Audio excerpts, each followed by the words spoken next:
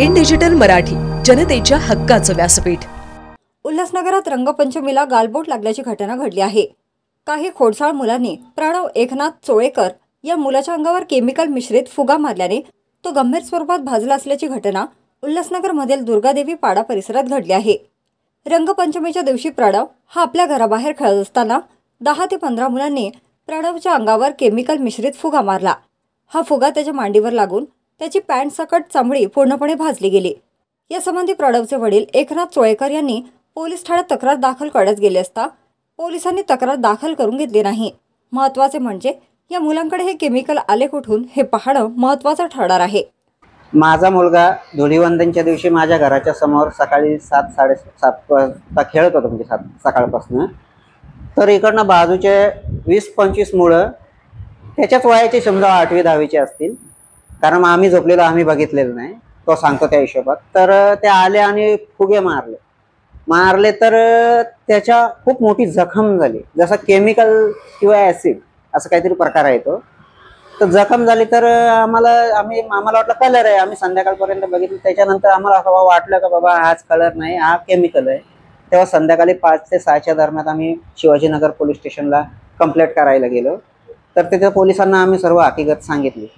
तर पोलीस काय बोलले का लहान मुलांवर कंप्लेंट होऊ शकत नाही, कारवाई होऊ शकत नाही। मी बोललो पोलिसांना का बाबा ठीक आहे, लहान मुलांवर तुम्ही कारवाई करू शकत नाही, ती मला मंजूर आहे, पण त्यांना जर दुसऱ्या कोणी दिला असेल किंवा कुठनं आणलाय, तर जो कोणी दिला असेल तर त्यांच्यावर कारवाई करा ना तुम्ही शोधून। तुम्ही या तिथं 2-3 मुलांना माझा मुलगा ओळखतो त्याच्यातून, त्यांना विचारा अजून कोण कोण मुलं होती, सर्वांनी गोळा करा आणि त्यांना विचारा का बाबा कोणी मारलाय नेमका आणि ते कुठनं आणलाय। जर कोणी दिला असेल तर त्यांच्यावर कारवाई करा, किंवा कोणी जर असा उघड्यावर फेकून दिला असेल तर तो कसं काय फेकून देऊ शकतात ते लोक, त्याचा विल्हेवाट लावायला सांगा ना।